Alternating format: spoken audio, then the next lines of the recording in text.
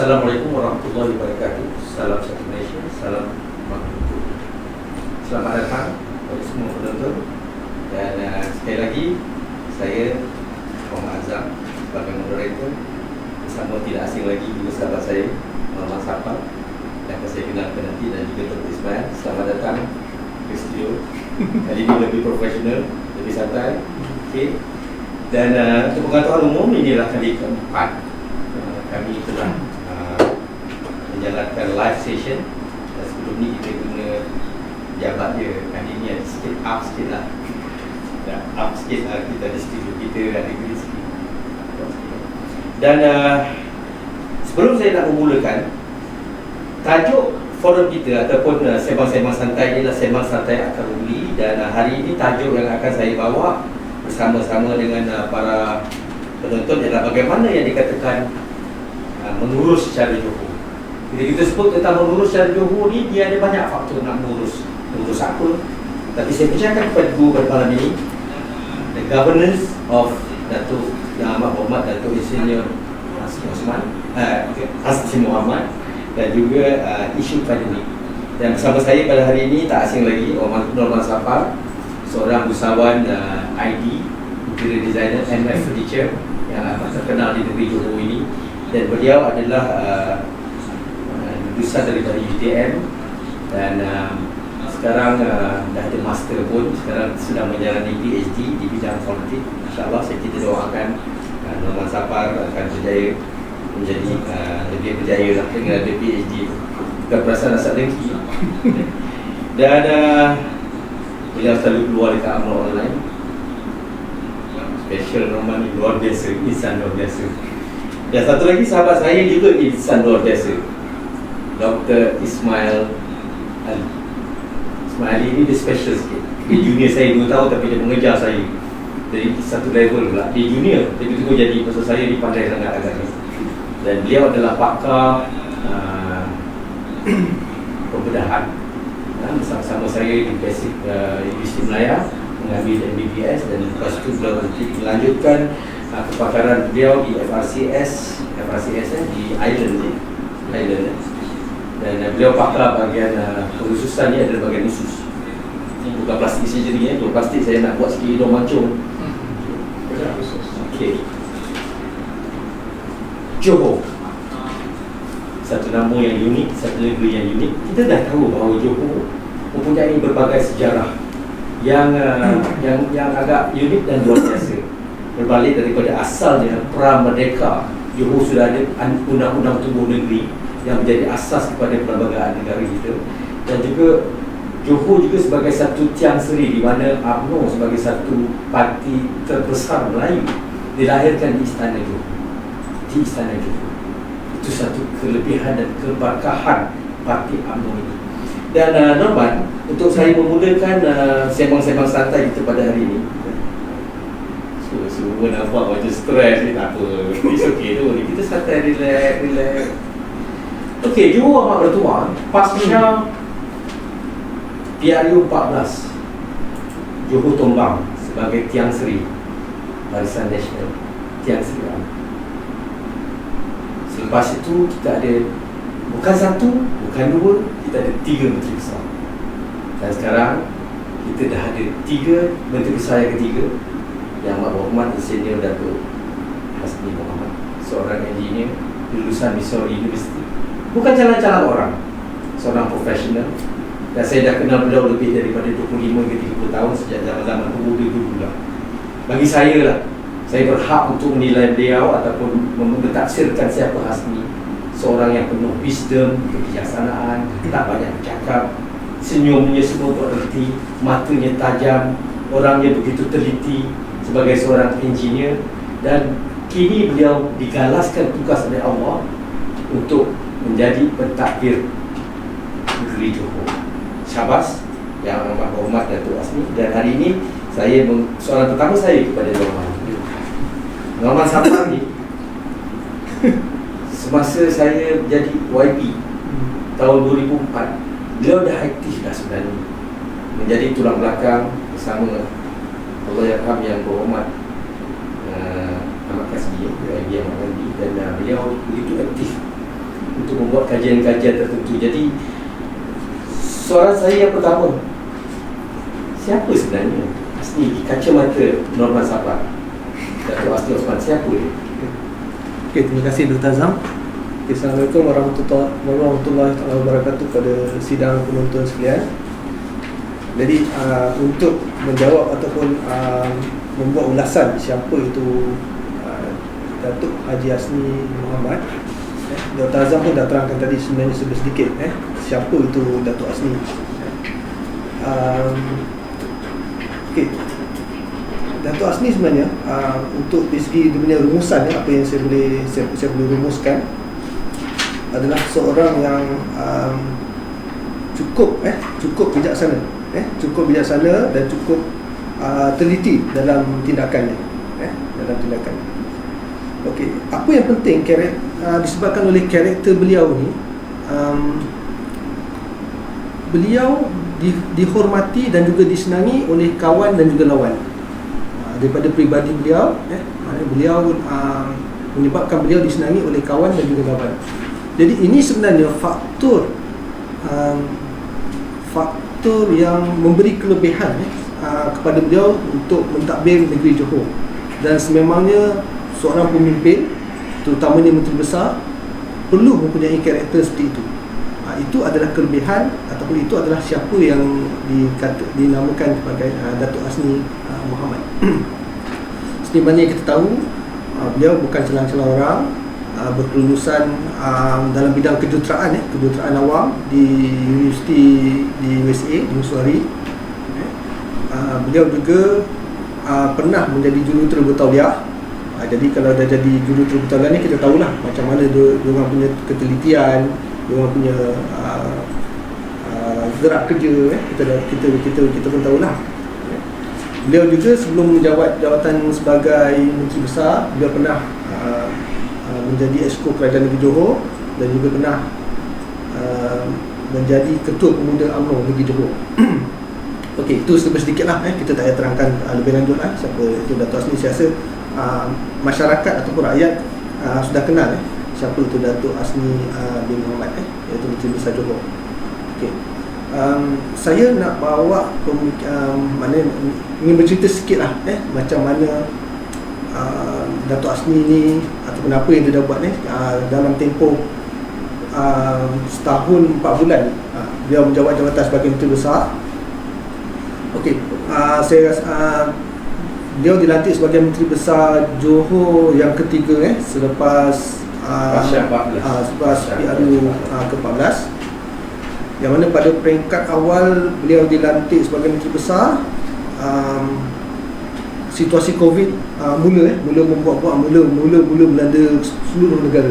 Saya rasa 2 ke 3 minggu selepas beliau menjawat jawatan Menteri Besar, seluruh negara diletakkan dalam tempoh dalam PKP, dalam tempoh PKP lah, seluruh negara. Jadi tak banyak sebenarnya yang boleh dilakukan oleh seorang Menteri Besar dalam masa sebulan selepas menjawat. Kemudian negara diletakkan di bawah Perintah Kawalan Pergerakan. Sebenarnya tak banyak benda yang boleh dilakukan. Tapi saya dapat lihat, kita semua dapat lihat bagaimana fokus ni Datuk Asni ni mengambil tanggungjawab dan juga mengambil peranan sebagai Menteri Besar, walaupun dalam keadaan pandemik, berusaha menguruskan masalah rakyat, masalah dari segi kebajikan rakyat untuk survival hidup. Beliau juga sempat dan juga membuat satu perancangan jangka panjang untuk negeri Johor sebenarnya, yang mana pelan jangka panjang tu adalah lebih kepada untuk meletakkan negeri Johor ni berarah. Sebelum ni kalau kita tengok negeri Johor ni, dua menteri besar sebelum tu, kita dapat lihatlah bagaimana ialah kita tak ada arah tuju yang sebenar ni, yang jelas. Tapi Datuk Asni memperkenalkan hashtag Makmur Johor. Makmur Johor, lepas tu dekat situ beliau menggariskan ada 7 ikhtiar di dalam Makmur Johor. Saya rasa itu adalah itulah kecerdikan dan juga wisdom yang ada pada Datuk Asni, berpandangan jauh. Dia tak nampak dalam keadaan sekarang okey, mana gerak kerja teruskan, tapi untuk jangka panjang beliau pun membuat satu perancangan yang rapi, yang cukup teliti untuk rakyat Johor itu sendiri, supaya nanti lepas kita keluar daripada isu pandemik COVID-19 ni, taklah dalam keadaan Johor dalam keadaan terkeki baru nak merancang ekonomi ni macam mana. Okey, saya akan cakaplah lebih kurang sedikit berkenaan apa yang terkandung di dalam Makmur Johor tu. Okay, Datuk Asni memperkenalkan Makmur Johor tu dengan 7 ikhtiar. Iaitu yang pertamanya, beliau menyarankan penubuhan IJEC, Ibrahim Johor Economic Council, yang mana dia dianggotai oleh tokoh-tokoh yang berwibawa, yang diyakini berwibawa untuk merancang ekonomi Johor demi untuk kemakmuran negeri Johor itu sendiri. Kemudian beliau merancang untuk membuat Johor Digital Master Plan. Ini cukup penting dalam keadaan sekarang ni, dalam keadaan sekarang dunia digital sekarang ni. Semestinya kita tak nak Johor ketinggalan dari segi digital ekonomi. Kita pun lihat industri pun dah pergi berlumba-lumba untuk kejar revolusi industri 4.0 sekarang ni. Jadi Johor Digital Master Plan tu memang cukup penting.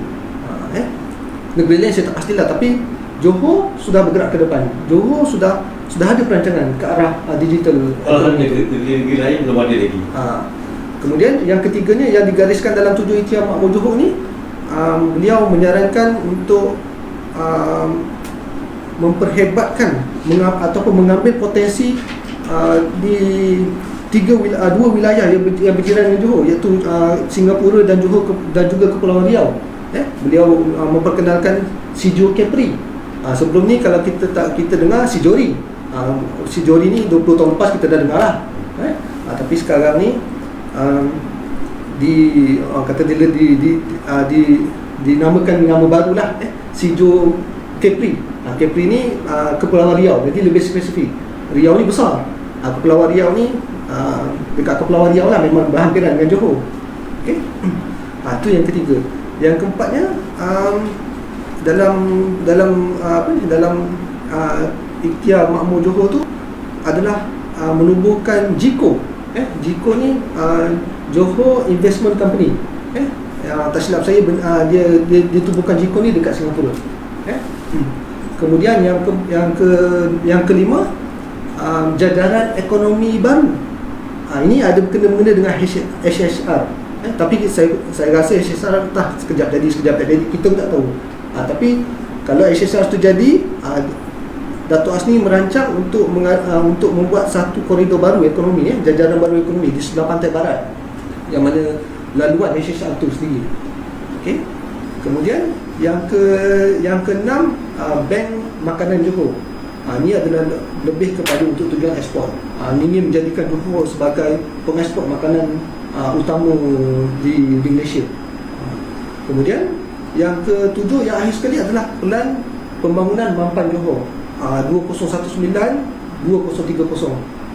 Dan ini sememangnya jelas dan menunjukkan bahawa Datuk Asni bukanlah seorang menteri besar yang memikirkan soal populis, bukanlah seorang menteri besar yang memikirkan benefit ataupun kredit yang boleh dapat di segi mileage politik dia. Beliau terus meletakkan Johor ni di landasan ataupun berarah mana letak Johor ni tu berarah. Jadi okey, Johor, rakyat Johor, kaki tangan awam Johor, keseluruhan Johor tahu kat mana nak pergi. Beliau dah letak lantas situ. Dalam masa yang sama, gerak kerja untuk membantu rakyat diteruskan. Jadi lepas daripada kes pandemik ni, kita dah boleh pergi kepada arah yang telah ditetapkan. Jadi itulah sedikit saya buat penerangan siapa itu Datuk Asni, walaupun dalam tempoh 1 tahun 4 bulan, tapi beliau dah mengarahkan. Ada satu lagi saya nak tambah, beliau juga berjaya meyakinkan kabinet pada bulan 10 tak salah saya, menubuhkan JETCO, Johor Economy Tourism and Culture Office di Singapura, yang mana JETCO ni mendapat kelulusan daripada Jemaah Menteri. Ini bukan perkara yang antara negeri dengan negara. Ini antara G2G, negara dengan negara. Dato' Asni berjaya meyakinkan kerajaan persekutuan, kerajaan pusat melalui Kementerian Luar, melalui Dato' Seri Syamsuddin untuk menubuhkan JETCO. JETCO ni merupakan satu gerbang yang orang kata gerbang yang penting bagi negeri Johor. Sebab apa? JETCO ni mempromosikan pelaburan, ekonomi pelaburan, tourism, pelancongan, culture, budaya. Jadi kenapa Singapura? Okey, kita tahu Singapura merupakan hub kewangan antarabangsa. Hub kewangan antarabangsa yang mana menjadi transit kapal terbang apa semua. Jadi peluang tu dia dah nampak. Jadi cepat-cepat dia tubuhkan JETCO. Terima kasih. Itu saja. Daripada penerangan Norman tadi, saya bagi masa 6-7 minit. Kita tahu bahawa itu perkara dalam yang diterangkan oleh Norman itu adalah maudud the governance of Yang Amat Berhormat Dato' Asni. Dan saya rasa Norman dah memang siap malam agaknya memikir pasal hal-hal itu. Dan saya tak rasa pelik kerana sebagai seorang engineer, beliau sekarang diberi tugas untuk mengengineerkan pembangunan persawanan dan juga whatever secara holistik untuk negeri Johor. Dan beliau adalah seorang yang cepat bertindak kerana bagi beliau waktu itu adalah emas dan beliau sangat dekat di hati rakyat. Sebab itu apa-apa yang beliau laksanakan dan rancangkan itu adalah Yang Amat Berhormat Dato' Asni. Berbalik kepada Dr. Tak sabar Dr. Saya rasa Dr. Ismail Ali adalah orang yang paling tepat untuk membincangkan tentang aspek kedua tentang cara Johor, iaitu bab pandemik COVID. Saya sedia. Okey, Doktor, nak kita warm up sikit. Sebelum kita masuk ke negeri Johor, boleh bagi some overview, jangan lama sangatlah, dalam 4-5 minit, tentang sebenarnya perkembangan pandemik COVID ni di Malaysia overall, dan kita berbalik kepada Johor. Dan saya bagi ruang jugalah, kenapa Johor unik? Johor ada cara-cara Johor, dan Johor pun amat beruntung kerana sebagai seorang engineer dia manage disaster very well. Dan juga kita juga mempunyai seorang raja, Sultan Johor, Yang Amat Mulia Sultan Johor, dan Tun Yang Amat Mulia Tunku Mahkota Johor, yang sentiasa di hati rakyat tiap-tiap hari siang malam memikirkan tentang rakyat. Beliau tak nak rakyat kita susah, rakyat kita kelaparan. So saya pulangkan balik kepada Dr. Ismail untuk kita memberi overview tentang pandemik COVID ini as a macro dan juga micro individu. Silakan Dr. Terima kasih Dr. Alda. Terima kasih menjemput saya untuk memberi sedikit input tentang dalam topik COVID dan politik di Johor ini. Terima kasih meminta pandangan saya tentang COVID di Malaysia.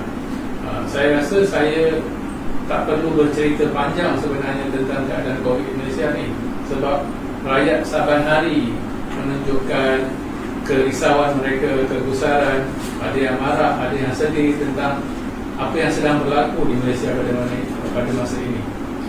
Kita hampir berjaya mengawal COVID sehingga jumlah kes tempatan jadi kosong pada 2 hari bulan 7 tahun lepas, setahun lepas, kosong. Satu sahaja kes daripada Turki. Dan kemudian kita terpaksa hadapi pilihan raya yang kita tidak mahu, terpaksa hadapi pilihan raya di Sabah. Dan kemudian permintaan demi permintaan supaya ada kawalan pergerakan mereka yang balik dari Sabah tidak dipindahkan. Maka banyaklah kes yang berlaku di Sabah pada awalnya, sehingga 2-3 ribu kes setiap hari. Akhirnya sampai ke Malaysia, ke Semenanjung. Dan sekarang kita hadapi pandemik yang sedang menular dengan cepat.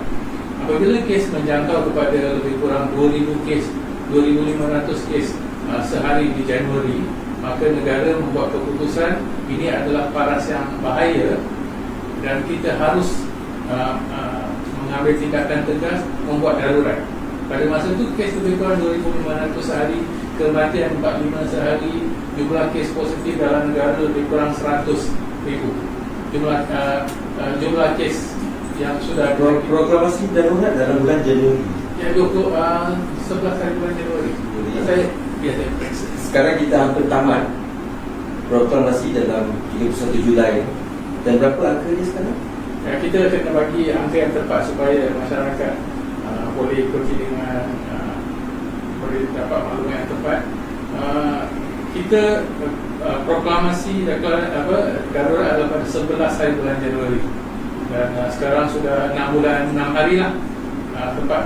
Pada masa Januari itu jumlah kes adalah 2,230. Kita dah meningkat hampir 700,000 kes dalam tempoh 6 bulan kita lockdown. Masa darurat tu? Dalam tempoh darurat. Kes aktif maksudnya orang yang sedang ada virus dan boleh membawa kepada orang lain. Pada masa itu 28,000 orang. Kali ini 108.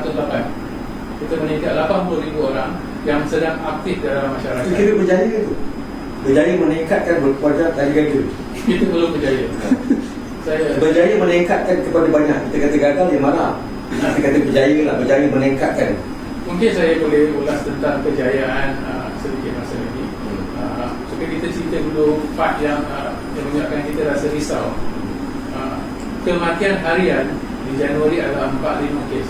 Sekarang kematian harian 100. Kalau kita nak ringkaskan supaya rakyat faham, setiap hari kita bangun, kita boleh expect pada hari itu 100 orang akan mati disebabkan oleh COVID dan lebih daripada 10,000 orang akan dijangkiti oleh COVID. Setiap hari kita bangun. Nah, itulah keadaan sekarang. Dan jumlah kumulatif kematian pada awal kita declare darurat 500 lebih, sekarang 6,600 lebih. Kita dah meningkat 6,000 kes kematian dalam semasa darurat. Jadi saya fikir kalau mengatakan keadaan COVID kebangsaan, ramai yang akan tidak puas hati kalau kita mengatakan kerajaan gagal. Dan saya juga sangat mengharapkan kerajaan tidak gagal, sebab ini adalah maslahat rakyat yang melangkau isu politik. Ramai yang melihat perkara ini dari kacamata politik. Apabila ada politician yang menegur, mereka akan bantah teguran itu menggunakan politik. Dan kalau ada perkara-perkara yang penting yang dihighlightkan, contohnya ICR, ILAS tadi, keperluan bantuan rakyat, dipelekehkan. Apabila masyarakat menghadapi masalah sehingga perlu saling membantu kerana bantuan itu terlalu lambat. Contohnya masyarakat sudah tidak putus kewangan bulan 5, bulan 6, disuruhnya apply bulan 7 dan akhirnya akan dapat bantuan bulan 8. Itu tidak dapat membantu masyarakat yang terdesak. Jadi masyarakat mau membuat bendera putih dan ada yang mau membuat bendera hitam pun tidak dipandang serius, dan ada negeri-negeri yang mengatakan mereka tidak akan iktiraf perkara itu. Ini bukan hal politik. Untuk kita iktiraf atau tidak iktiraf, kita harus memandangnya serius. Masyarakat tengah kelaparan, terdesak, pastilah akan ada 1-2 orang yang akan menjadikan ini sebagai isu politik. Tetapi sebagai orang yang bertanggungjawab, mereka harus berhenti berpolitik. Jangan peduli tentang sedikit orang yang mencoba mengambil kesempatan ke atas isu yang sedang berlaku, dan pentingkan kedua rakyat.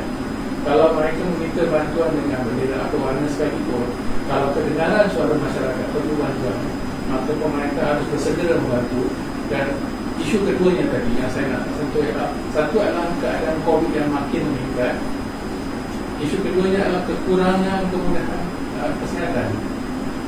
Di banyak tempat, kalau kita tengok WhatsApp atau di sosial media, mereka menunjukkan gambar di hospital-hospital kerajaan yang telah melimpah ruah pesakitnya. Tak sangka di Malaysia ini, satu hari kita akan menghadapi keadaan seperti Itali dan Spain 1 tahun lepas. Dan mereka terpaksa duduk di canvas bed di lantai, ada yang dibuat CPR di lantai, ada yang BID, drop in death. Ya pasti. Kita sedang mengalami keadaan yang sangat genting, di di keadaan memang kita tidak expect hospital kerajaan untuk bina banyak hospital, tapi hakikatnya adalah kemudahan yang sedia ada sudah penuh. Bukan kita nak banyak lagi hospital, tetapi kita kena kurangkan pesakit. Dan kegagalan kurangkan pesakit akan menyebabkan hospital-hospital yang tidak dapat tampung lagi. Jadi ramailah pesakit-pesakit. Mungkin satu hari nanti tuan-tuan yang mendengar ni atau kita atau ahli keluarga kita akan ada keadaan di mana kita menunggu rawatan berjam-jam lamanya di hospital, atau kita tunggu berjam-jam lamanya untuk dibuat tes PCR di pusat-pusat pemeriksaan untuk COVID. Jadi itu adalah satu lagi isu yang sedang berlaku. COVID yang tidak terkawal, kemudahan yang terhad yang sudah pun habis digunakan, dan masalah ekonomi dan masalah ekonomi di negara yang perlukan bantuan, dan kita tidak boleh kata kita dah bantu maka tak perlu bantu lagi. Keadaan semakin runcing, jadi bantuan juga tak boleh putus. Sepatutnya sebelum rakyat meminta, sudah ada plan untuk membantu mereka untuk melepasi COVID. Kalau kita lihat carta yang baru diberi oleh Kementerian Kesihatan tentang apa yang akan jadi dengan COVID di Malaysia ini, mereka nyatakan kita sedang dalam part carta yang tengah menaik. Kita mungkin akan sampai ke 20,000 kes, 25,000, 30,000 kes dalam beberapa minggu ke depan sebelum kita akan turun balik, dan besar kemungkinan tahun ini kita tak mungkin sampai balik ke paras permulaan darurat 2,000 lebih kes. Mungkin tahun ini kita akan jumpa kalau berdasarkan carta itu dengan kadar vaksinasi sekarang. Alhamdulillah kita sudah ada vaksinasi dalam 400,000 sehari. Jadi kalau itu pun mungkin akan mengambil masa lebih kurang 100 hari lagi, 3 bulan 4 bulan untuk capai jumlah yang bagus kalau setiap hari 400. Jadi tahun ini kita masih lagi akan menghadapi 2,000-3,000 kes minimum paling rendah. Mengapa saya perlu sebut perkara itu? Kalau sekarang sahaja kemudahan kesihatan dah habis dipakai, apa akan jadi bila kes 20,000-30,000 sehari? Apakah persediaan kita untuk membantu rakyat yang memerlukan dari segi keperluan kesihatan, dari segi saringan, dari segi isolation, quarantine, keperluan makan, ekonomi, kemurungan, dan pelbagai perkara yang tak patutnya kita tunggu berlaku baru kita bertindak.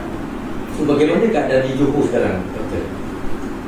Dan juga intervention cara Johor yang amat berhormat kita melaksanakan di Johor. Kalau boleh terangkan keadaan di Johor dan apa-apa yang special sikit buat Johor. Sebelum saya cakap special tentang Johor, mungkin saya harus beritahu tentang persamaan di Johor dengan negeri-negeri industri lah, seperti Selangor, Penang. Di Johor juga kita ada banyak kilang. Kita juga ada banyak penempatan pekerja kilang dan juga pendatang-pendatang dari luar negara yang bekerja di sini. Kita juga ada pelarian, kita juga ada pendatang tanpa izin yang ramai. Jadi ini adalah persamaan.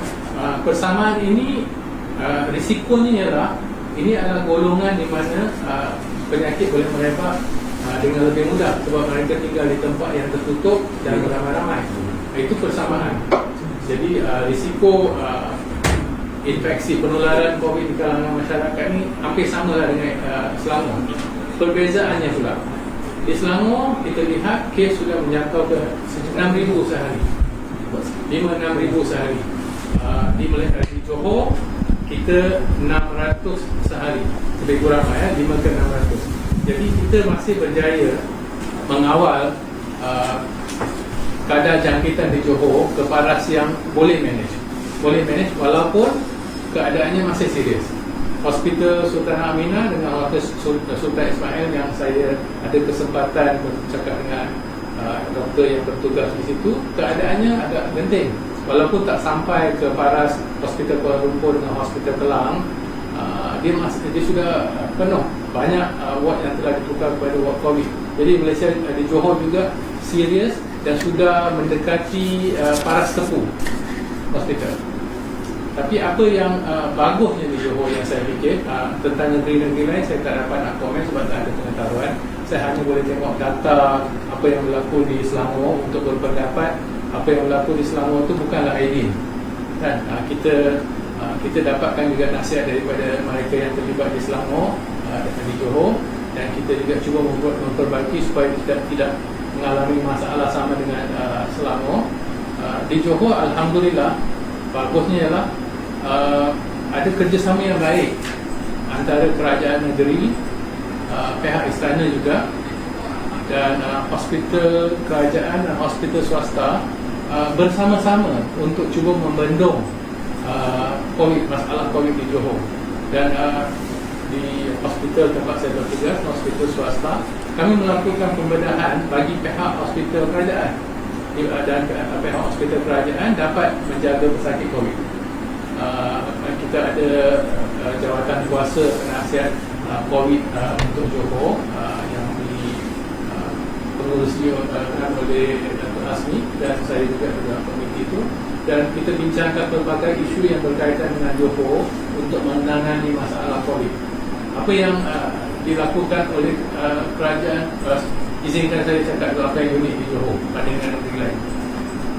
Di Johor ada industri sama dengan Selangor, tapi di Johor juga ada ramai pekerja yang berhijrah ke Singapura setiap hari. Hampir 200,000 pekerja yang berulang ke Singapura dan bergantung hidup dengan pekerjaan di Singapura. Jadi pergerakan antara dua negara untuk bekerja melibatkan banyak lagi isu: infection, penularan penyakit cross border, isolation, quarantine yang melibatkan dua negara, mengesan penyakit dan menjejak mereka-mereka yang close contact across dua negara. Jadi ini unik. Di banyak negeri dia hanya terlibat dalam kawasan penduduk di situ saja, tapi penduduk Johor ramai yang pergi ke Singapura mendapat infection sana atau menular infection sana, dan kita kena fikirkan pergerakan mereka. Ini isu yang interesting, dan kita ada jawatan kuasa bersama dengan Singapura untuk membuat semua perkara yang perlu supaya kita boleh membuat SOP yang sesuai untuk pekerja, mengesan penyakit mereka, memberi vaksinasi, memberi digital certificate, mengesan across border, share application bersama antara dua negara, share application. Dan banyak perkara yang unik. Apa lagi yang berbeza adalah kita ada banyak estate di Johor, dan kita sedang berusaha untuk membolehkan kita ada mobile unit untuk pergi ke estate tersebut, pergi ke kawasan-kawasan teladangan untuk memberi vaksinasi. Itu juga dengan bantuan pihak kerajaan negeri. So, secara keseluruhannya di Johor is dalam keadaan under control, dan kita cuba nak memperbaiki keadaan. Kita under control, dan yang saya beritahu adalah apa yang unik di Johor. Apa yang kerajaan negeri buat banyak. Kerajaan negeri ada peruntukan khas untuk membantu usaha melawan COVID. Apa nama itu? Pakej rangsangan ekonomi tak? Pakej rangsangan ekonomi Ehsan Johor. Itu dia. Ehsan Johor dia beri nama. Ada 3 peringkat sekarang. Ada 3. Yang pertama, kerajaan negeri memperuntukkan 167 juta. Lepas tu Ehsan Johor yang kedua 100 lebih juta. Sekarang 241 juta. Dia fokus pada 2 perkara. Satu adalah usaha-usaha mengawal COVID. Satu lagi usaha-usaha membantu masyarakat. Jadi membantu masyarakat ini mereka yang miskin, mereka yang terpinggir, ibu-ibu tunggal, mereka yang terkesan bisnes kecil. Jadi ada satu usaha yang komprehensif untuk membantu rakyat. Satu lagi usaha adalah dari segi COVID. Maksudnya kerajaan negeri memperuntukkan lebih kurang 40 juta untuk mendapatkan vaksin. Kerajaan negeri menanggung kos-kos untuk kita menjalankan pusat pemberian vaksin. Kerajaan negeri juga membantu dari segi menjaga kebajikan frontliner, mereka bertugas di sekadar jalan raya. Dan Johor juga unik sebab kita ada Southern Volunteers. Southern Volunteers ni rakyat berdaftar. Sekarang kita ada lebih kurang 400 orang. yang pergi ke kampung-kampung untuk daftarkan masyarakat untuk ambil vaksin. Dan dahulunya Johor kadar pendaftaran agak bagus dalam 3-40%. Sekarang kita sudah pergi lebih pada 70%, disebabkan oleh aktiviti daripada Southern Volunteers. Southern Volunteers ni tak silap saya di bawah naungan Dudi Yang Amat Mulia Tuan Mahkota Johor, dengan kerjasama pihak kerajaan negeri Johor. Ketuanya rakyat Johor Jadi itu adalah perkara yang unik. Kerajaan negeri bantu dari semua peringkat keperluan yang berkaitan dengan vaksin.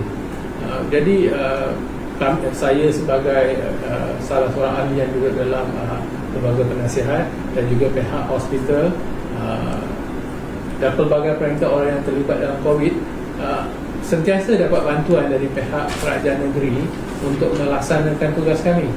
Saya rasa saya tak boleh nak komen tentang negeri lain. Itu adalah perkara yang bagus sebab nampak gayanya, walaupun dari segi latar belakang kita hampir sama dengan Selangor, dari segi adanya kilang, adanya masyarakat ramai, penduduk yang ramai di satu tempat, tapi kes di sini lebih terkawal. Dan kita ada harapan yang lebih tinggi untuk bergerak ke fasa 2 dalam masa terdekat. Terima kasih doktor. Lepas ni kita akan soalan-soalan saya lebih kepada soalan-soalan apa yang rakyat nak tahu. So Norman dah tak sabar dari tadi tu, ke kiri ke kanan, duduk tak selesa. Okey Norman, kita Johor amat bertuah.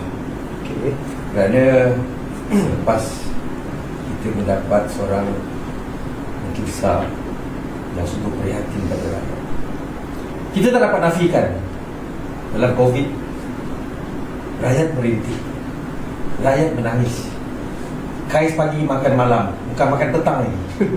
Dan saya tengok Norman Sapar pun di antara yang aktif kesana kemari. Saya tukang bawa lori kadang-kadang hantar makanan, bertubi-tubi masuk. Mungkin kerana Facebook. Tugas kita tak mampu, tapi kita merayu pada kawan-kawan untuk hantar beras, hantar gula, hantar yang mana satu ketika kita dapat anak kelaparan kesian. Saya ingat lagi sampai sekarang, kalau saya tidur saya ingat muka dia. Hantar terus buka Maggi makan. Sebagai seorang menteri besar yang prihatin, saya melihat kerajaan tak putus-putus dengan program-programnya. Contoh buku rakyat, ehsan dan macam-macam lagi. Boleh Norman terangkan sedikit apa usaha kerajaan yang telah kerajaan buat dan akan berterus buat selagi COVID ni dalam keadaan pandemik di Johor? Silakan Norman. Okey, mungkin saya boleh terangkan apa yang dimaksudkan oleh Dr. Azam ni dari segi kebajikan, dari segi kebajikan rakyat Johor. Dari segi kebajikan rakyat Johor dalam menghadapi situasi COVID sekarang ni. Okay. Seperti mana yang Dr. Ismail pun dah terangkan tadi, bahawa kebajikan sekarang ni, isu kebajikan adalah isu yang penting, yang cukup memberi cabaran kepada kerajaan. Jadi ketika sekarang ni dalam masa COVID ni, sememangnya tumpuan terbagi pada dua, macam Dr. Ismail cakap. Yang pertama adalah kelangsungan hidup rakyat itu sendiri, dan yang kedua adalah dari segi sektor kesihatan.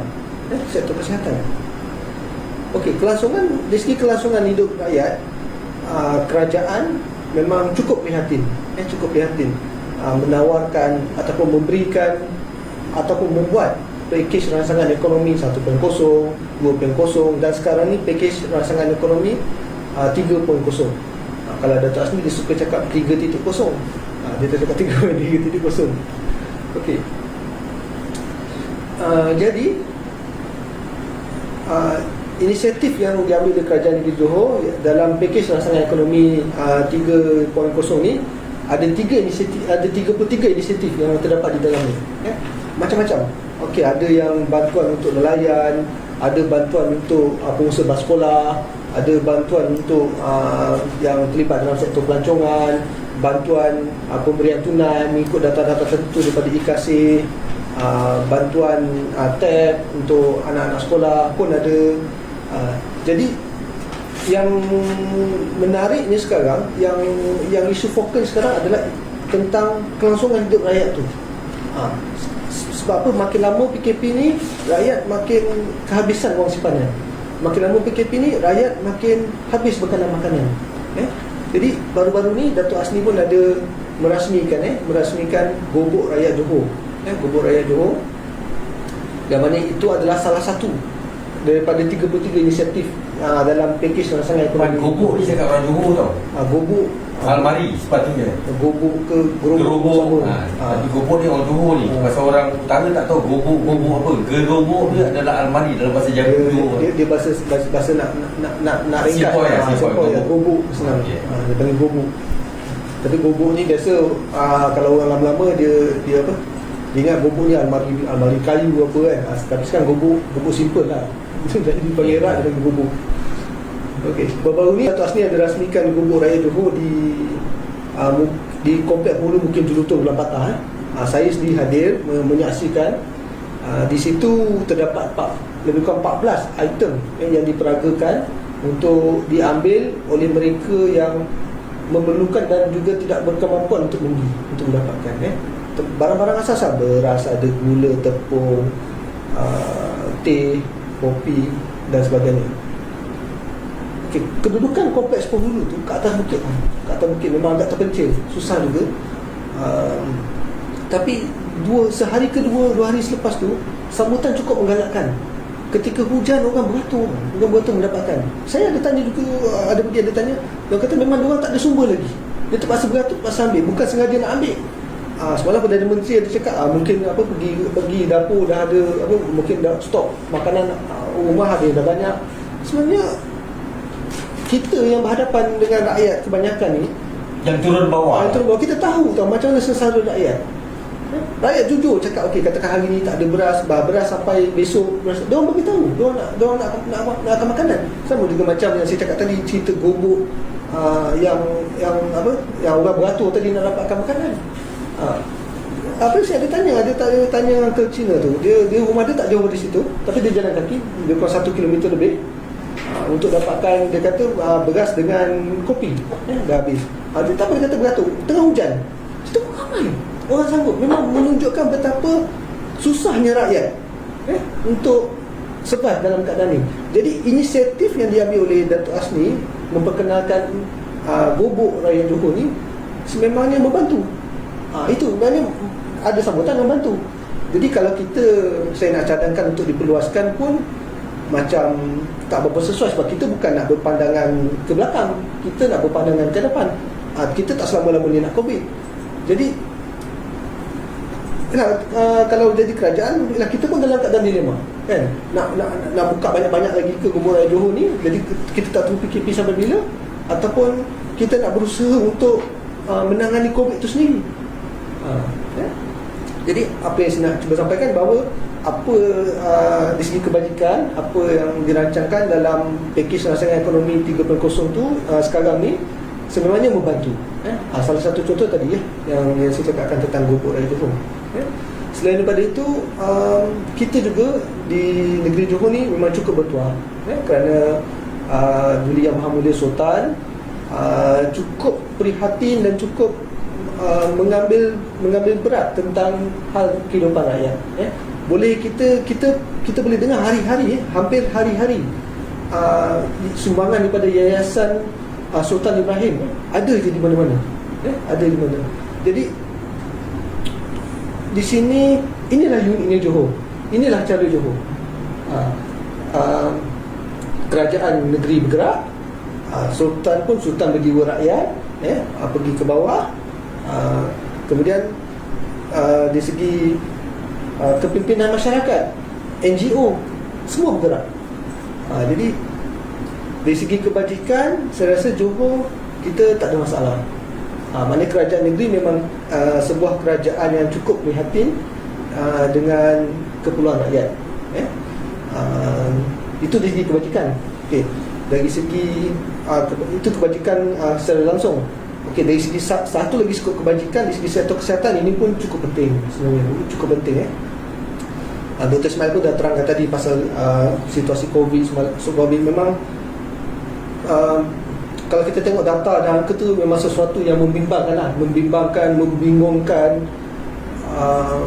macam-macam lah, ada semua yang negatif kan. Jadi tapi kerajaan pun berusaha, kerajaan negeri khususnya dengan pihak istana melalui Duli Yang Amat Mulia Tunku Mahkota Johor yang cukup prihatin, yang cukup mengikuti dekat perkembangan program pemvaksinan contohnya. Jadi Duli Yang Amat Mulia menggerakkan suatu volunteer untuk sama-sama bantu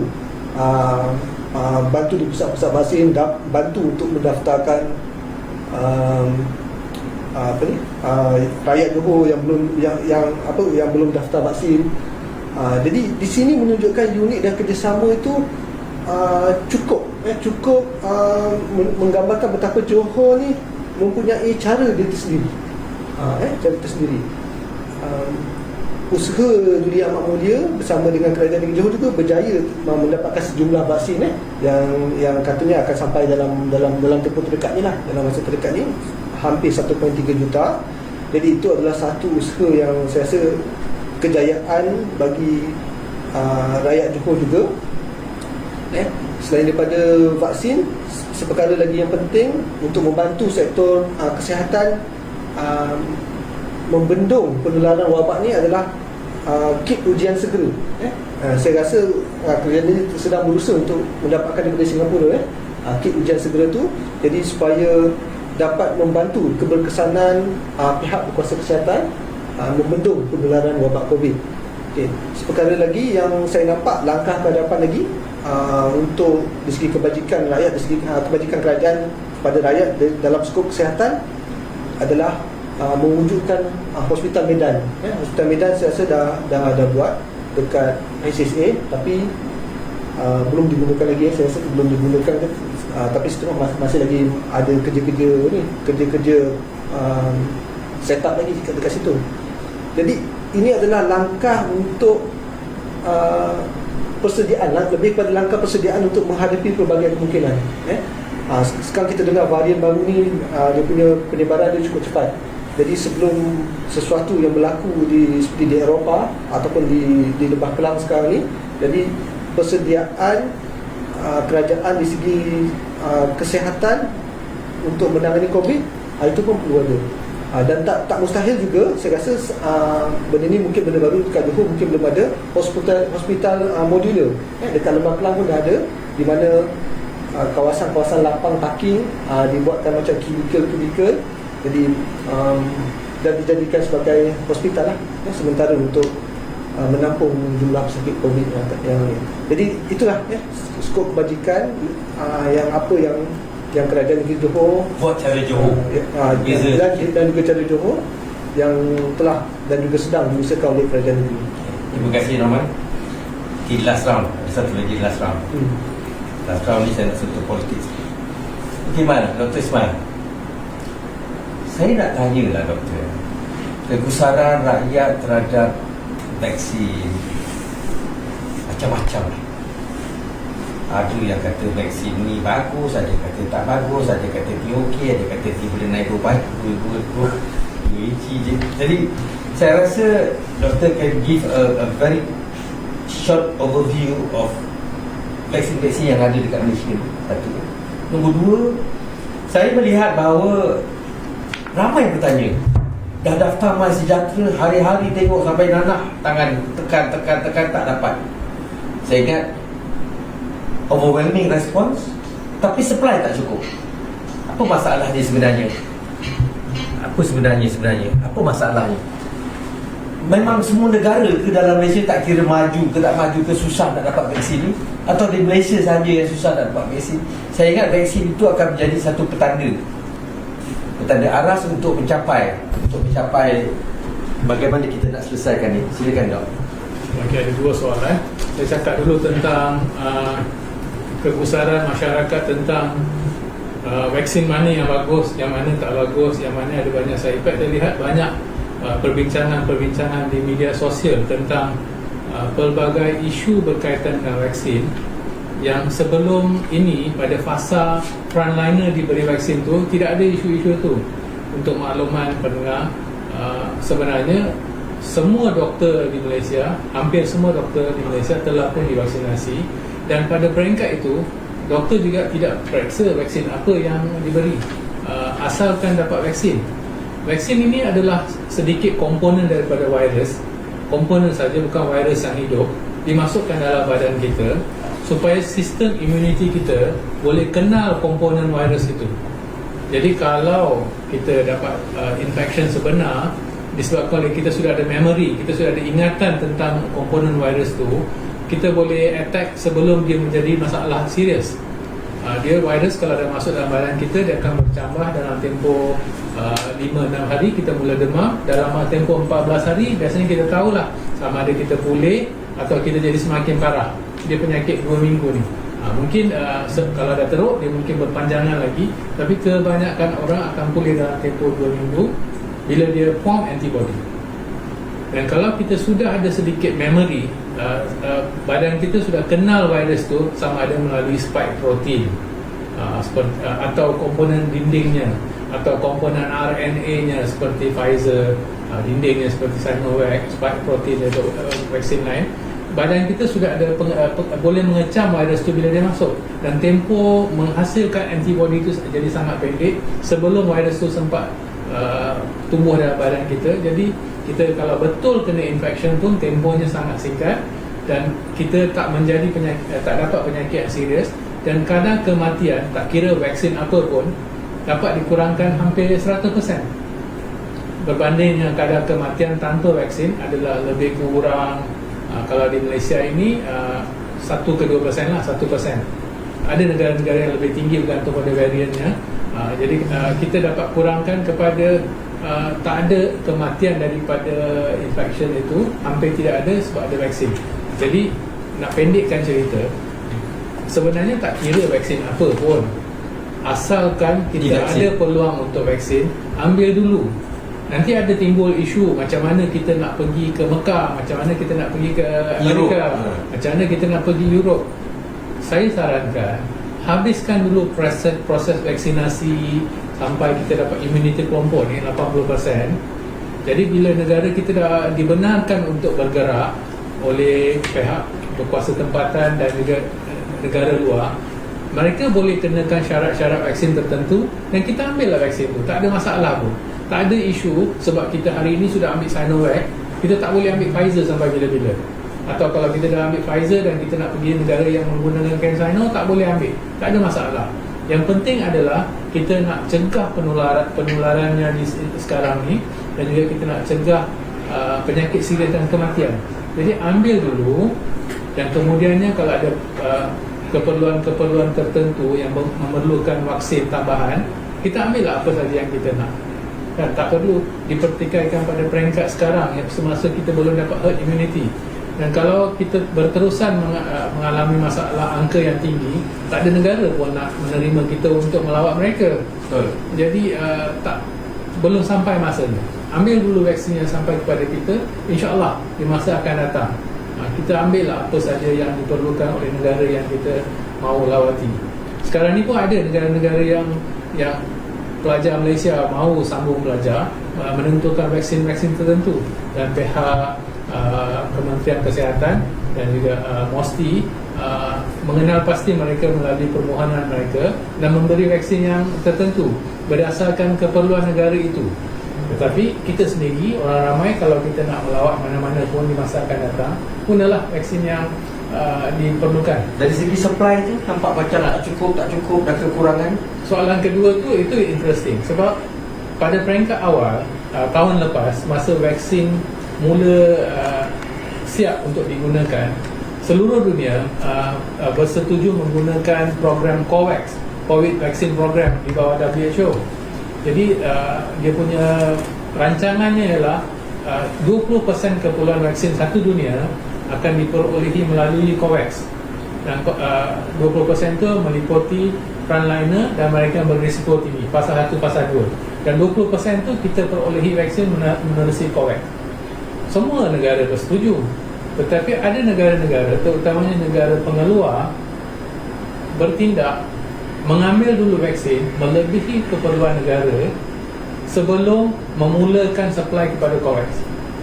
Negara-negara yang supply vaksin dia begitu tinggi adalah contohnya Kanada 3 kali kepulauan penduduk, Amerika 3 kali kepulauan negara, Dari kepulauan dulu sapu habis dulu. dan UK 5 kali kepulauan negara. Jadi mereka menyimpan semua vaksin-vaksin peringkat awal, sehingga ada negara-negara yang mau saman pengeluar vaksin sebab tak memenuhi keperluan menerusi program COVAX. Dan kegagalan program COVAX yang akhirnya sempat memberi 5-6%, menyebabkan kebanyakan negara yang taat pada WHO mengalami masalah tak ada vaksin sampai. Bukan hanya Malaysia, hampir seluruh negara lain daripada negara-negara yang saya sebut nama tadi, dan negara yang dapat supply dari mereka seperti Israel, Singapura, selamatlah. Tapi negara-negara lain termasuk Jepun, kadar vaksinasi rendah pada Malaysia. Sekarang ini pun kadar vaksinasi kebanyakan negara di Asia Pasifik rendah daripada Malaysia. Jadi Malaysia terpaksa mengambil langkah untuk membeli vaksin di luar program COVAX. Maka adalah AstraZeneca, supply baru, Sinovac masuk, CanSino masuk. Dan bila kita buat tindakan begini, apa yang sepatutnya tamat di tahun 2023 menerusi program COVAX dapat kita selesaikan insya-Allah tahun ini. InsyaAllah. Jadi kita mengikuti peraturan WHO, bukan salah negara kita. Dan apabila kita sedar perkara ini lambat dan negara juga kes makin meningkat, maka kita ubah strategi dan membeli terus. Dan alhamdulillah di bawah Musti kita berjaya mendapatkan supply vaksin yang banyak. Dan sekarang kita sudah ada langkah, kita sudah ada plan untuk selesaikan program vaksin dengan segera. Sebenarnya sekarang pun saya tengok dah agresif satu hari dalam 200,000, 300,000. Kita dah sampai 400,000. Alhamdulillah. Tapi masyarakat harus tahu, saya bagi matematik simple lah ya. Kita perlu 80% rakyat negara divaksin. Rakyat negara lebih kurang 32 juta. Jadi 80% lebih kurang 26,000 lah, 26 juta. Mengikut pengiraan 26.8 juta rakyat Malaysia perlu divaksin. Setiap seorang perlu 2 vaksin, kecuali mana yang dapat Janssen atau CanSino lebih kurang 5 juta dos lah. Perlu sekali Janssen dari Johnson & Johnson dengan CanSino. Ini 1 dos, tapi kita ambil lah mudah 2 dos. Maksudnya 26 juta penduduk perlukan 2 dos bersama dengan 52 juta dos. Lepas tu warga asing, pendatang, pekerja adalah dalam katalah 3 juta. Maksudnya mereka perlu 6 juta dos. Jadi semua sekali lebih kurang 58 ke 60 juta dos. Kalau kita bagi 1 juta dos minggu, kita perlukan 60 minggu, setahun 2 bulan, setahun 2 bulan untuk habiskan 1 juta. Sekarang ini kita bagi dalam lingkungan 2 juta seminggu. Jadi kita perlukan 30 minggu lagi. 30 minggu tu bersamaan dengan 7,5 bulan lagi ke depan sebelum kita boleh habis. Jadi 400,000 itu bagus, tetapi tidak memadai. Kalau kita mahu habiskan tahun ini yang tinggal lagi dalam 5 bulan, 20 minggu, untuk cover semua, kita perlu mungkin bagi 600-700 dos atau lebih daripada itu untuk pendekkan masa ni. Jadi masalahnya 2 dos dan kita bukan hanya Setakat ni yang dah dapat 2 dos berapa juta? Lebih kurang 12% penduduk. 12% penduduk Saya harap-haraplah benda ni dia dapat dipercepatkan dan dipermudahkan. Ada satu soalan tadi Dr. Azam tanya yang saya rasa relevan. Ramai orang beranggapan mereka telah berdaftar di bulan 2 dan mereka penat menunggu vaksin. Dan ini sudah menjadi satu masalah pun di peringkat dalam sosial media. Definitely ramai yang marah. Sebenarnya saya rasa kesilapan adalah membenarkan pendaftaran untuk orang-orang risiko rendah. Di situ kesilapannya. Saya rasa YB Khairi Jamaluddin juga mengaku oversight, membenarkan pendaftaran tidak mengikut risiko. Sepatutnya kita daftar mereka yang risiko tinggi dulu. Katalah buka pendaftaran bulan 2, risiko tinggi, umur 60, banyak penyakit, kita selesaikan mereka. Bila kita kita menghampiri selesai mereka tu, kita buka pendaftaran pula untuk mereka yang umur mungkin 40 ke 60. Satu lagi peringkat. Jadi kita selesaikan mereka, lepas tu kita pergi pula ke muda, staggered. Kalau staggered macam tu, perasaan menunggu tu tidaklah rasa terlalu lama kan. Jadi kat situ mungkin ada sedikit kesilapan dari segi strategi. Tapi dari segi pemberian vaksin, memang patut pun kita fokus pada high risk group. Masyarakat harus sedar, walaupun mereka yang berdatang ni muda-muda, sepatutnya high risk group adalah mereka ada penyakit dan mereka yang berumur. Dan high risk kedua yang kita terpaksa kita tidak membuat sesuatu yang dengan begitu tepat lagi adalah high risk group, di mana kes-kes menular dengan laju. Contohnya kluster kilang, kluster pembangunan, kluster perindustrian, kluster perladangan. Kluster ini adalah high risk group sebab walaupun mereka muda, kalau kena penyakit tak jadi serius, mereka adalah gudang virus. Mereka membawa virus kepada masyarakat apabila masyarakat bekerjasama dengan mereka atau mereka mengunjungi masyarakat. Sepatutnya sebahagian vaksin pada peringkat sekarang selepas habis fasa 2, sekarang kita tengah pergi fasa 3 bulan 7 ni, sepatutnya diperuntukkan untuk selesaikan masalah kluster kilang, industri, peladangan ni. Kalau kita boleh selesaikan masalah kluster ini, insyaAllah kes-kes di negeri-negeri perindustrian macam Selangor, Johor, Penang akan turun dengan signifikan. Dan kemudian sambil tu, bila vaksin ada, kita boleh pergi ke masyarakat risiko rendah. Sekarang kita menghadapi masalah dengan kluster-kluster ini yang sangat banyak, dan mereka menjadi bank virus yang sentiasa menular ke masyarakat. Dok, ramai bertanya dok, ramai jadi isu, ramai hari-hari dekat Facebook. Kilang ni betul ke dia kluster yang besar, tapi kenapa kilang masih on? Kalau boleh just komen sikit. Apakah kalau kilang on kita boleh settle masalah ni? Sebenarnya kita memang perlu jaga ekonomi. Tapi pada masa yang sama, seperti yang saya cakap tadi, hospital dia ada tepu dia. Dan kita kena pastikan kejadian kes tu perlu rendah daripada paras tepu hospital. Jadi kalau betul lah ada bidang-bidang yang perlu kita buka disebabkan oleh keperluan ekonomi negara atau sebab kita juga dalam supply chain international, maka kilang-kilang tu perlu untuk satu dunia berfungsi. Macam semiconductor, adalah banyak perkara yang berlaku di Malaysia yang satu negara bergantung pada Malaysia, satu dunia bergantung pada Malaysia. Jadi mungkin perlu bergerak. Kalau betul perlu buka, mereka patut divaksinasi. Apa isunya kalau kita suruh mereka tak kerja dan duduk di rumah? Ramai yang lupa, mereka yang bekerja ramai-ramai di kilang ini juga duduk di rumah yang sama. Dia bukan macam kita balik rumah masing-masing, kurung diri rumah masing-masing. Majoriti adalah pekerja warga asing yang kalau tak kerja, mereka duduk di asrama yang sama. Mereka bergaul lebih mesra di asrama berbanding dengan kilang. Dan saya fikir besar kemungkinan penularan kluster kilang ni berlaku bukan di kilang, berlaku di tempat tinggal mereka. Dalam perjalanan mereka duduk dalam bas bersesak-sesak, duduk di tempat tunggu bersesak-sesak, makan bersesak-sesak. Jadi kalau kita tutup kilang pun belum tentu kita dapat kawal kluster ini. Kluster ni memang wujud. Kalau menjawab soalan sama ada kluster kilang ni ramai atau tidak, memang wujud. Tetapi penanganan kluster kilang ini saya rasa perlu dibaiki. Kita perlu bagi mereka vaksin supaya mereka menjadi risiko rendah dan tidak menular COVID ke dalam masyarakat kita. Terima kasih doktor. Penerangan yang amat jelas tentang COVID. Dan soalan terakhir kita, saya kepada Norman. Norman ni dia penganalisis politik dan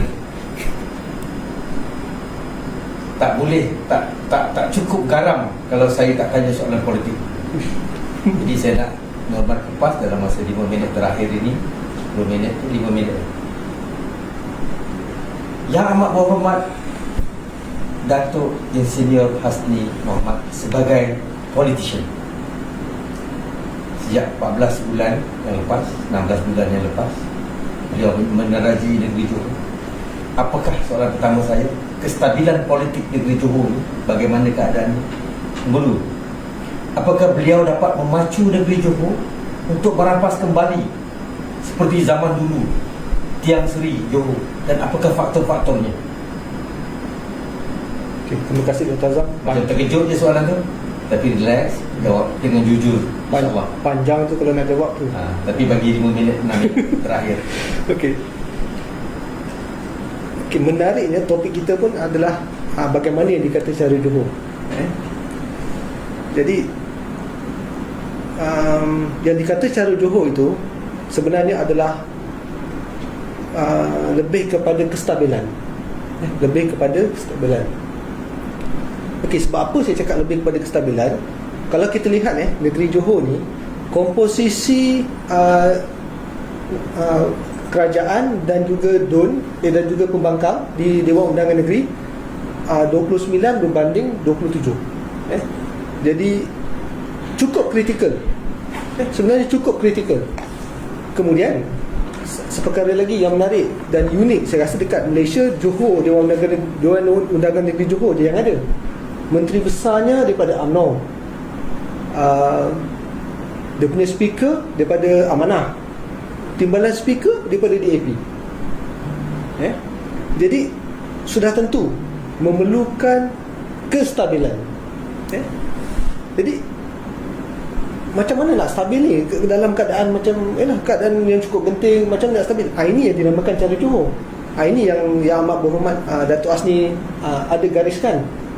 Beliau ada gariskan ada empat perkara yang saya akan terangkan sebentar lagi. Saya akan terangkan 4 perkara yang mana menggambarkan bagaimana yang dikatakan dengan cara Johor dan kenapa perlunya cara Johor.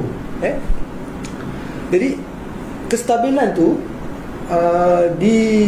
diwujudkan dengan pendekatan mengatas dengan okey, bila kita sebut soal kestabilan, kita tak lari daripada isu politik, daripada soal politik, sebab politik yang selalunya tak stabil.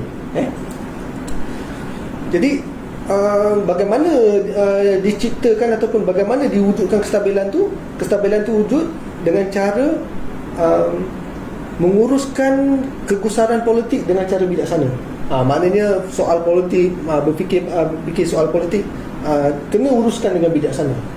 Jadi politik cara Johor tu adalah politik yang digambarkan sebagai politik yang aman, politik yang sederhana dan juga politik yang muafakat. Itu poin-poin dia. Aman, sederhana, muafakat. Jadi Yang Amat Berhormat Datuk Asni ada menggariskan bagaimana cara untuk kita faham yang dikatakan cara Johor tu.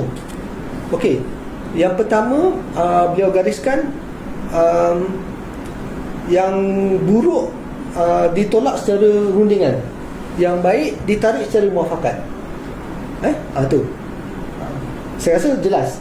Maknanya yang buruk tu kita runding sama-sama, kita jangan ambil. Yang baik tu kita muafakat sama-sama, kita ambil. Itu yang pertama. Yang keduanya beliau yang Amat ada nyatakan, okey, politik cara Johor ni bukannya a zero sum game. Maksudnya laksana kalau menang menjadi arang, kalah menjadi abu. Maknanya tak ada apa-apa. Menang pun macam tu, kalah mana kalah, menang tak dapat apa-apa. Okey, yang dia gambarkan yang kedua. Jadi sebab tu pentingnya politik cara Johor ni. Kita nak macam tu. Sebab apa? Kedudukan genting ni. Okey.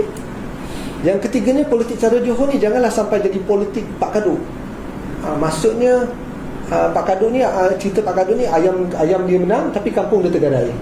Tak nak macam tu. Maknanya dalam keadaan sekarang ni Johor macam tu. Johor macam tu. Kemudian yang keempat, politik cara Johor ni bukanlah satu politik yang terburu-buru. Terburu-buru ataupun kelang kabut.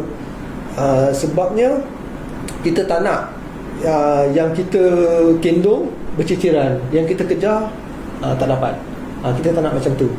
Itulah itu saya cakap, Datuk Asni penuh dengan wisdom, penuh dengan kebijaksanaan. Beliau menggariskan benda tu seolah-olah macam macam peli, macam untuk memudah faham orang-orang politik ni, supaya faham bahawa Johor ni perlukan kestabilan. Kestabilannya, ambillah kira benda-benda tu, fahamkanlah benda-benda tu, situasi tu, kenapa perlunya Johor ni stabil. Itu. Kemudian kita dapat lihat bahawa politik cara Johor ni bukan diungkapkan, bukan apa yang saya jelaskan tadi tu je. Sebenarnya saya ingin mengucapkan ribuan tahniah kepada seluruh wakil-wakil rakyat yang ada dalam negeri Johor, terutamanya Dewan Undangan Negeri Johor, kerana memahami hasrat atau memahami apa yang dimaksudkan dengan politik cara Johor. Jika mereka semua tak faham, jika Dewan Undang wakil rakyat tak faham, wakil rakyat tidak menghayati tujuan kenapa perlunya kestabilan politik Johor tu, saya rasa Johor tak aman sekarang ni. Walaupun keadaan Johor ni genting, kalau kita nak bandingkan dengan negeri lain, seolah-olah Johor ni steady je jalan. Boleh buat perancangan jangka panjang, bantuan rakyat bergerak. Okey, ini dibuktikan melalui persidangan Dewan Undangan Negeri Johor pada tahun lepas untuk luluskan belanjawan, untuk luluskan bajet Johor, yang mana bajet Johor diluluskan secara 11 suara. Itu satu contoh kematangan politik cara Johor. Okey, yang kedua ni kita tengok baru-baru ni Duli Yang Maha Mulia Tuanku Sultan Johor menitahkan supaya semua wakil rakyat berbincang masalah COVID dalam negeri Johor ni. Mereka bersemuka, semua sekali ada. Saya rasa ada seorang kedua orang yang tak ada. Tapi baik ahli parlimen, baik ahli Dewan Undangan Negeri, semua bersemuka. Jadi ini merupakan satu sejarah. Bersemuka di alam maya. Di alam maya. Dan ini merupakan satu sejarah dan satu keunikan cara Johor. Mereka boleh bersama. Okey, kemudian satu situasi lagi kita boleh tengok. Duli Yang Maha Mulia Sri Paduka Baginda Yang di-Pertuan Agong menitahkan supaya Dewan Rakyat dibuka. Johor sambut. 12 bulan 8 ni Dewan Undangan Negeri Johor akan dibuka. Tak ada masalah. Johor sambut. Okey, yang keempat ni kita tengok macam mana kebijaksanaan Dato' Asni menguruskan ataupun berpolitik cara Johor. Okey, situasi baru-baru ni UMNO Pusat membuat ketetapan untuk parti menarik sokongan terhadap Perdana Menteri. Tapi Johor tak buat apa-apa kenyataan. Jadi ini menunjukkan bahawa Dato' Asni ni bijak. Dia tahu apa yang dia nak buat, dia tahu apa yang dia nak cakap. Dia tahu ini cara Johor. Johor. Maknanya pusat. Kita tak nak campur aduk. Walaupun hubung kait Johor dengan pusat ni sebenarnya kuat. Cukup kuat. Perdana Menteri pun ada dalam Dun Johor. Jadi nampak tak di situ? So apa pengharapan rakyat agak-agak kalau kita ada pihak 2015? Ada peluang, ada chance di bawah pentadbiran? Untuk cakap soal politik sekarang ni, saya rasa rakyat tak berapa minat. Sebab apa, fokus rakyat sekarang adalah dari segi kelangsungan hidup. Tapi bagi saya, apa yang penting, pentadbiran perlu jujur dan juga perlu ikhlas bekerja untuk rakyat. Itu saya rasa itu poin yang pertama. Kemudian kita berserahlah kepada Allah, kepada Yang Maha Esa yang menentukan. Saya rasa keikhlasan tu penting dalam masa sekarang ni. Sebab apa? Ini adalah situasi yang kita hadapi sekarang ni merupakan satu ujian yang tak pernah dalam sejarah kita hadapi. Jadi pasti ada hikmah dia yang tersendiri. Kenapa kita diuji sebegini. Jadi untuk menjawab persediaan PRB15 tu, saya rasa tak apa sesuai dalam keadaan sekarang ni. Jadi kita fokus kepada untuk membebaskan Johor dari keluar daripada pandemik. Dan sebenarnya sekarang ni pun kalau kita tak cakap pasal PRB, pasal politik pun, kat bawah tu pun sekarang ni pun bantuan pun penuh dengan cerita-cerita politik sebenarnya. Agih bantuan pakai ada cop, ada logo lah, dengan baju cop politik notis lah. bungkus pun ada gambar. Jadi di sinilah tu saya cakap tadi, keikhlasan dan kejujuran. Benda tu akan teruji. Jadi balasannya nanti rakyat akan menilai lah. Sebab apa? Sebab rakyat sekarang ni dah cukup terkesan. 22 bulan saya rasa rakyat dah cukup belajar daripada pengalaman memilih kerajaan yang bukan barisan nasional. 22 bulan rakyat dah terkesan. Jadi saya rasa cukuplah rakyat belajar daripada tu. Jadi apa yang penting sekarang ni, kita dapat lihat cara Johor apabila semua wakil rakyat bermuafakat, wakil rakyat faham pentingnya kestabilan, hasilnya kita dapat bersama-sama menangani wabak COVID ni dalam keadaan yang ikut pada perancangan. Yang penting sekarang ni kebajikan rakyat terjaga, pihak pemerintah, pihak kerajaan kena berusaha dan kena apa cara cepatkan untuk capaikan herd immunity itu, untuk pencapaian imuniti kelompok tu. Terima kasih Man. Nampaknya kita masa menceburi kita, dan insyaAllah kita akan bertemu lagi di lain masa, insyaAllah 2 minggu dari sekarang mungkin, untuk membicarakan topik-topik hangat, terutamanya politik-politik negara yang kita tak boleh pisahkan. Dan hari ini saya nak ucapkan terima kasih kepada Dr. Ismail dan juga Norman yang memberi overview yang baik. Sesungguhnya Johor amat beruntung kerana kita ada seorang menteri besar yang amat prihatin, menjiwa rakyat, profesional dalam menangani masalah ini, dan saya doakan kepada beliau agar dapat terus menerajui Johor whatever selepas PRU15, dan saya rasa rakyat Johor hanya tahu dan dapat menilai cara Johor mentadbir sebuah negeri. Terima kasih dan kita berjumpa lagi. Selamat malam dan jaga SOP. Sekian, terima kasih.